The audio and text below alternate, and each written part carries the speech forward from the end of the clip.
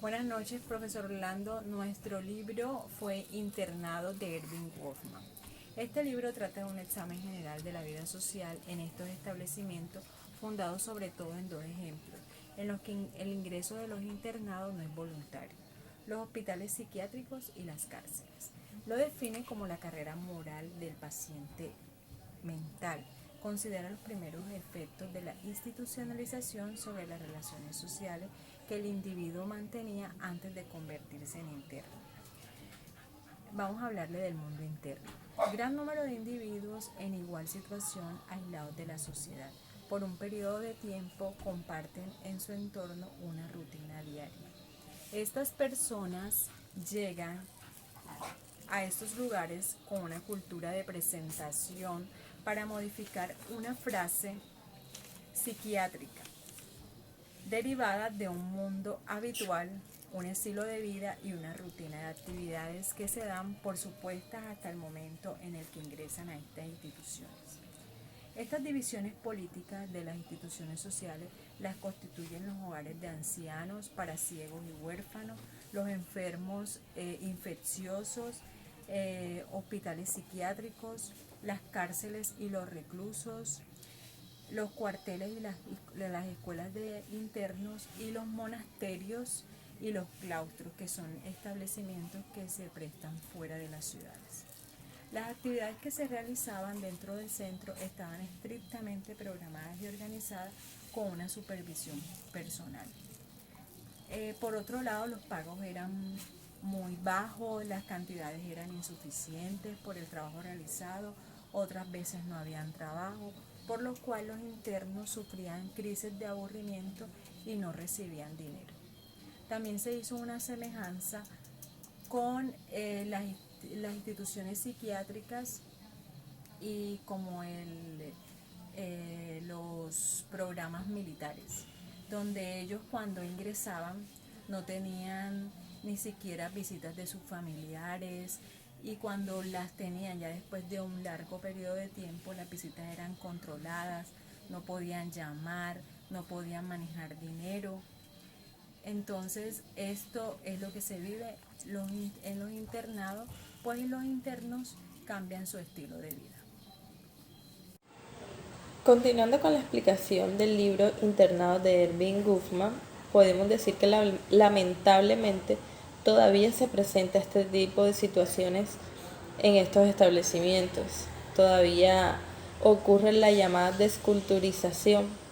El preso, porque lamentablemente así es llamado, llega con una determinada cultura, pero a lo largo de su estancia pierde contacto con el exterior.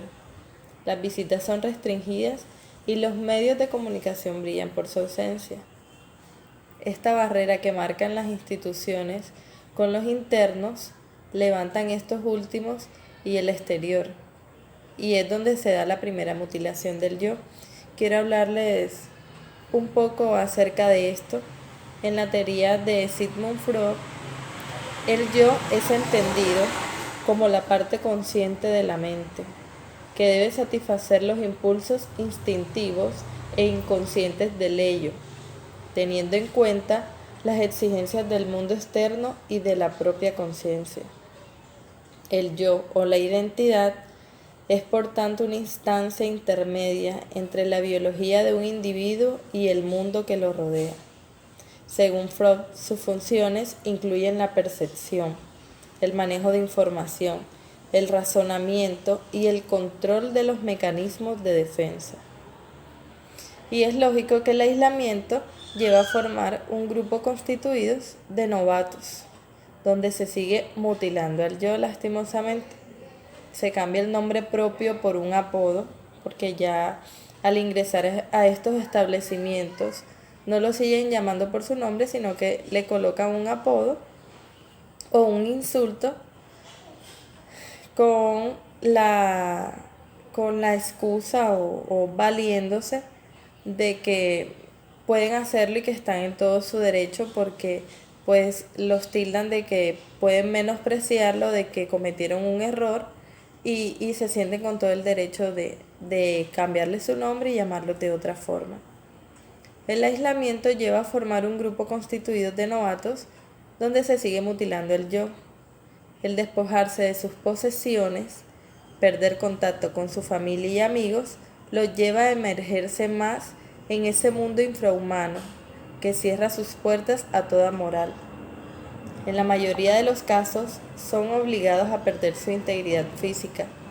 Para hacer sus necesidades son escoltados hasta el lugar donde las van a realizar y a veces, en la mayoría de los casos, solo le dan algunos minutos para que estos puedan realizar sus necesidades, esto siendo tan denigrante más aún para las mujeres.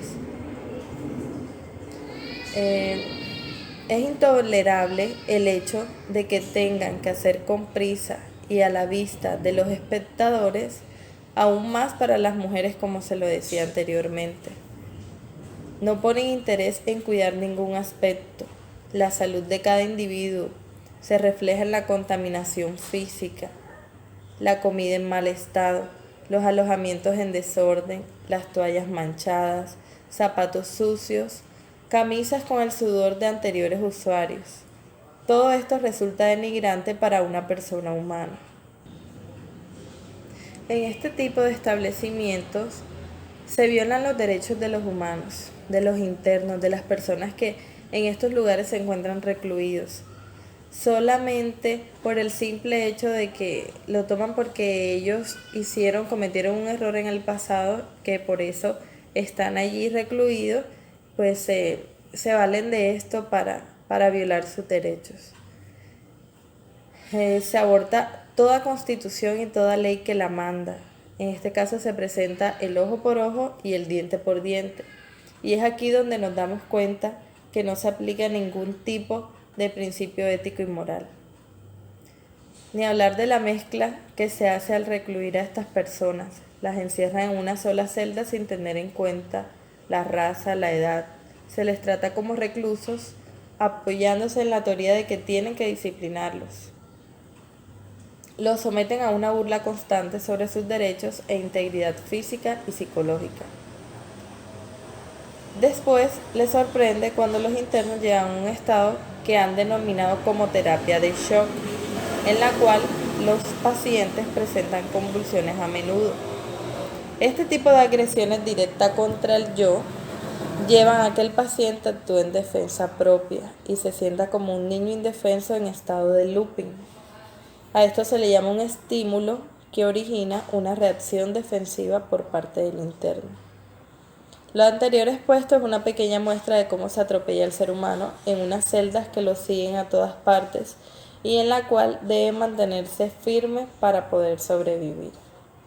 Es muy difícil entender esta situación quienes nunca hemos estado en sus zapatos y quienes nunca hemos estado en este tipo de lugares. Muchas gracias por la atención prestada. Donde las van a realizar y a veces, en la mayoría de los casos, solo le dan algunos minutos para que estos puedan realizar sus necesidades, esto siendo tan denigrante más aún para las mujeres. Es intolerable el hecho de que tengan que hacer con prisa y a la vista de los espectadores, aún más para las mujeres, como se lo decía anteriormente. No ponen interés en cuidar ningún aspecto. La salud de cada individuo se refleja en la contaminación física, la comida en mal estado, los alojamientos en desorden, las toallas manchadas, zapatos sucios, camisas con el sudor de anteriores usuarios. Todo esto resulta denigrante para una persona humana. En este tipo de establecimientos se violan los derechos de los humanos, de los internos, de las personas que en estos lugares se encuentran recluidos, solamente por el simple hecho de que lo toman porque ellos cometieron un error en el pasado, que por eso están allí recluidos, pues se valen de esto para violar sus derechos. Se aborta toda constitución y toda ley que la manda. En este caso se presenta el ojo por ojo y el diente por diente. Y es aquí donde nos damos cuenta que no se aplica ningún tipo de principio ético y moral. Ni hablar de la mezcla que se hace al recluir a estas personas. Las encierran en una sola celda sin tener en cuenta la raza, la edad. Se les trata como reclusos, apoyándose en la teoría de que tienen que disciplinarlos. Los someten a una burla constante sobre sus derechos e integridad física y psicológica. Después les sorprende cuando los internos llegan a un estado que han denominado como terapia de shock, en la cual los pacientes presentan convulsiones a menudo. Este tipo de agresiones directas contra el yo llevan a que el paciente actúe en defensa propia y se sienta como un niño indefenso en estado de looping. A esto se le llama un estímulo que origina una reacción defensiva por parte del interno. Lo anterior expuesto es una pequeña muestra de cómo se atropella al ser humano en unas celdas que lo siguen a todas partes y en la cual debe mantenerse firme para poder sobrevivir.